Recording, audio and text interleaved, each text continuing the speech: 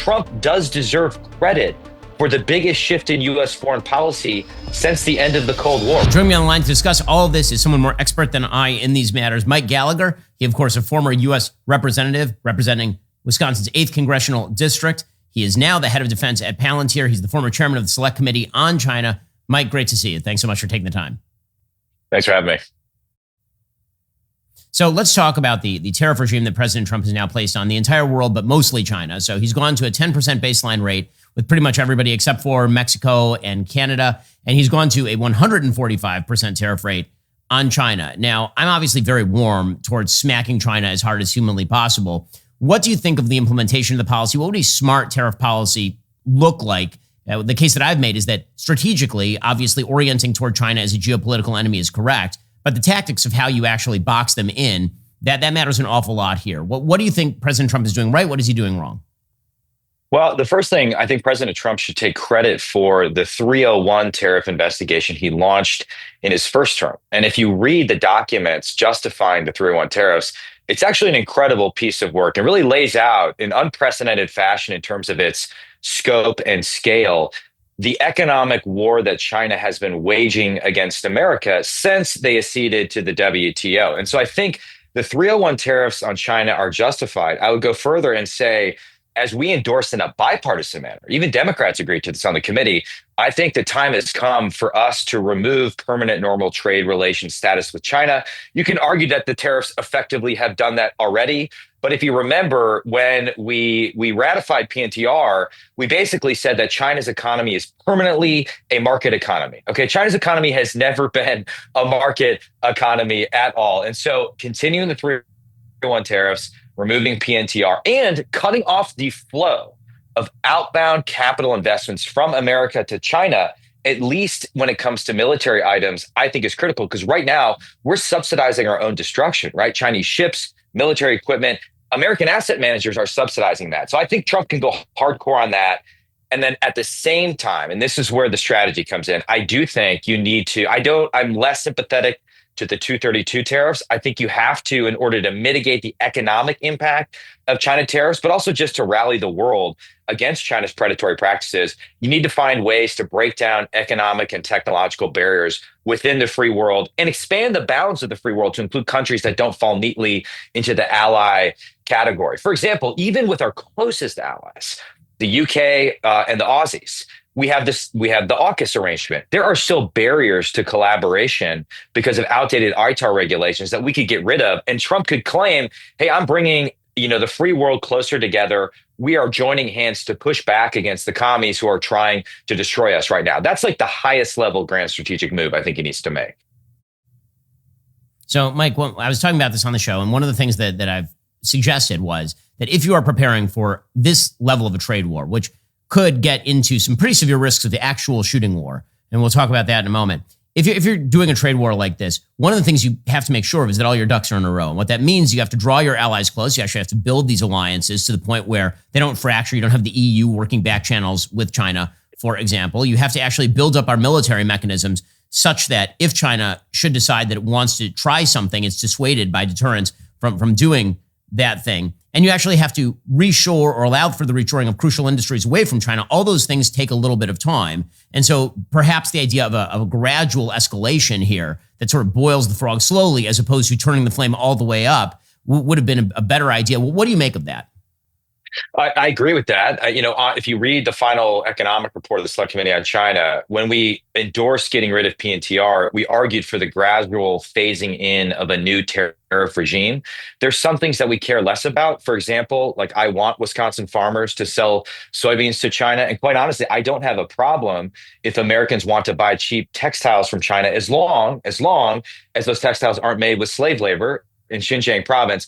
But continuing our dependency when it comes to advanced pharmaceutical ingredients, rare earth and critical minerals, all things that we know are going to be weaponized by China if we find ourselves in a confrontation over Taiwan, for example, strikes me as a very bad, strategic misstep. So to me, it's easy to start to revive a kind of bilateral trade agenda. I don't think anyone's arguing for a big multilateral trade agreement, perhaps a digital regional trade agreement in Indo-Pacific.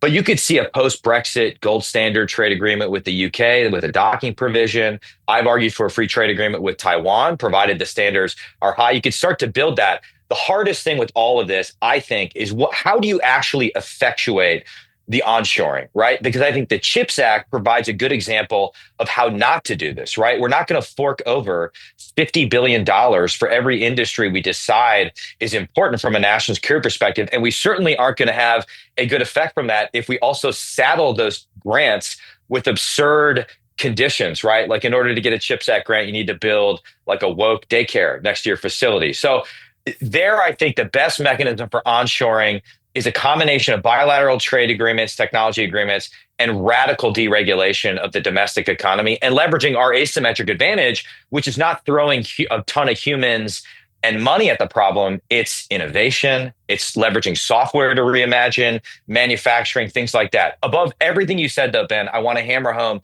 the most important variable, the variable that matters more than anything else, is the balance of conventional military power, right? Our economic moves are important. They're non-trivial. But if we don't fix the balance of conventional military power, which is sliding in the wrong direction, the odds of a war with China that will not end well for us go up and up and up. Listen, we need to future-proof our economy and the global economy, and so do you. Over 41,000 businesses have found a way to future-proof their operations with NetSuite by Oracle, the #1 cloud ERP. Imagine having your accounting, financial management, inventory, and HR all seamlessly integrated into one fluid platform. That's NetSuite. With this unified business management suite, you're not just juggling numbers, you're wielding a powerful tool that gives you the visibility and control to make quick, informed decisions. It's like having a map in a maze of market uncertainties. Real-time insights and forecasting? Check. It's like peering into the future with actionable data at your fingertips. Here's a game changer. You'll be closing your books in days, not weeks. That means less time drowning in paperwork, more time focusing on what truly matters, steering your business toward success. At the Daily Wire, we're proud to partner with NetSuite because they are leading the way in future-proofing operations for businesses around the world. Whether your company is earning millions or even hundreds of millions of dollars, NetSuite adapts to your needs, helping you respond to immediate challenges and seize your biggest opportunities. Speaking of opportunity, download the CFO's Guide to AI and Machine Learning at netsuite.com/Shapiro. The guide is free to you at netsuite.com/Shapiro. That's netsuite.com/Shapiro. Make your business more efficient today with NetSuite. Go check them out, netsuite.com/Shapiro. So one of the points that I've been making is that we are building this economic cordon or attempting to build this economic cordon around China. Historically speaking, when countries feel that cordon tightening, it actually does lead to war. I mean, this is presumably what happened with the attack on Pearl Harbor. The historians basically suggest that because the West was working so hard to deprive Japan of rubber and oil, that basically Japan felt that the only way that it could break out was to preemptively strike the United States before the United States actually had time to mobilize its military capacity. So one of the things that becomes very clear here is that as the news tightens around China, which is obviously what the Trump administration would like to do, China could pursue some pretty significant retaliatory measures. And three that come to mind right away that we've been discussing on the show are the deprivation of rare earths minerals. China controls a huge percentage of rare earths minerals, so they could theoretically just stop exporting those. Two would be the mass sell-off of American bonds, try to undermine the American economy by basically killing our debt. And three would be the most extreme measure, which would be a blockade or even invasion of Taiwan. Maybe you can talk about those various risks. Well, maybe I'll attempt to connect sort of the economic dynamics you started with to the invasion of Taiwan, because traditionally, particularly when people on Wall Street analyze this problem, they say, well, China would never invade Taiwan, right? It would be an economic catastrophe. I think that is a dangerous form of mirror imaging. And I think it actually gets the causality backwards, right? Because they'll say, well, China's economy sucks. Therefore, Xi Jinping wouldn't be foolish enough to invade Taiwan. Well, part of the reason China's economy sucks is because Xi Jinping is actually preparing his country for a war with America and the West over Taiwan, right? He's encouraging his citizens to eat bitterness, to use a phrase he's used to young Chinese citizens, right? And he's trying to sanction-proof his economy. And I think the more we engage in that dangerous form of mirror imaging, the less prepared we are. So how do you deal with it, right? Just to reinforce the fact, you need to develop the ability, not just the threat, but the ability to put the entire PLA Navy on the bottom of the Taiwan Strait if they do something as foolish as trying to take Taiwan. That's point one. Point two, figuring out the onshoring in critical industries. I mentioned APIs earlier. if you remember in the early stages of the pandemic, Chinese officials threatened to cut off the export of pharmaceutical ingredients and plunge us into a sea of coronavirus. And in the wargaming we did on the select committee, we started off in the conventional military domain, but we increasingly realized a lot of this would play out in the economic space. It would become supply chain warfare. And then third, I would say we have to, as of like yesterday, develop the capability to deal with the cyber weapons that China has prepositioned in our critical infrastructure, right? Imagine someone went around the country like strapping sticks of dynamite to every water utility or grid system around the country. Well, effectively, that's what's happened with the revelations surrounding Volt Typhoon and Salt Typhoon. That's a huge vulnerability. And one thing that's also apparent if you do any wargaming around Taiwan, the United States homeland is a target for attack, especially in the cyber domain. In a meaningful sense, you can say the invasion of Taiwan has already begun in the cyber domain. And therefore, in order to have an effective deterrent in cyber, we also need to develop the offensive capability to tear down the Great Firewall in China.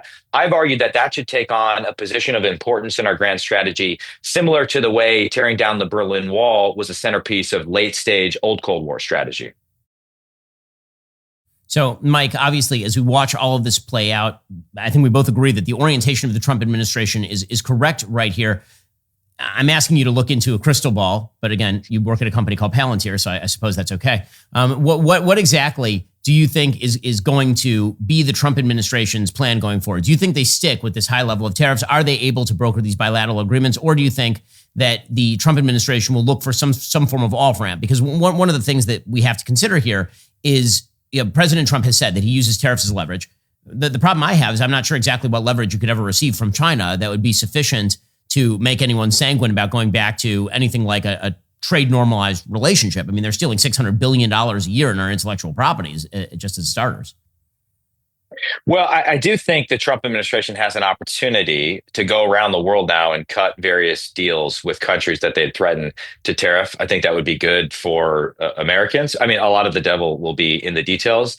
The area that my crystal ball or my Palantir seeing stone is most murky is when it comes to the future of our economic relationship with China, right? Because President Trump has signaled time and again that he wants to cut a deal with Xi Jinping, right? In the first term, they had a phase one trade agreement with Xi Jinping, and there were a lot of other priorities that got held up in pursuit of that deal, right? I had an amendment to the defense bill that would have imposed the death penalty on Huawei and ZTE, big Chinese telecommunications companies. That got delayed for a while as they pursued this trade deal. China, of course, like every other agreement they've made internationally since the founding of the party, didn't fulfill the terms of that agreement. They never kept their promises. And so I think it would be unwise to pursue a phase two trade deal, at least until they come into compliance with phase one. And then the catastrophe scenario would be if some trade agreement with China or concession is bound up in a broader geopolitical agreement where we basically surrender a certain amount of our position in the Indo-Pacific. Now, I don't think that's what's going to happen, right? Because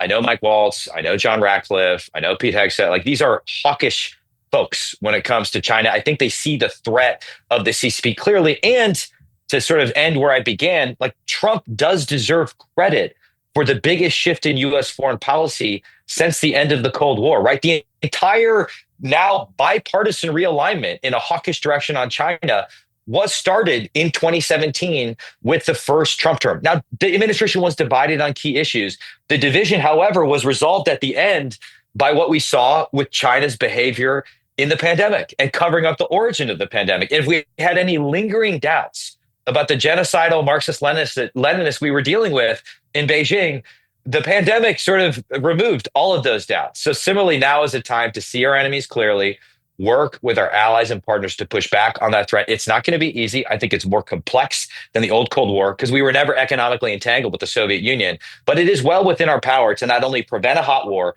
but to win a Cold War against the CCP. That's Mike Gallagher. He's the head of defense at Palantir and former chairman of the Select Committee on China. Mike, really appreciate the time and the insight. Thank you, sir. Well, that's all for now, folks. Don't forget to like, subscribe, and comment your thoughts down below. Be sure to check out all of the other great content on my channel. I'll see you here next time.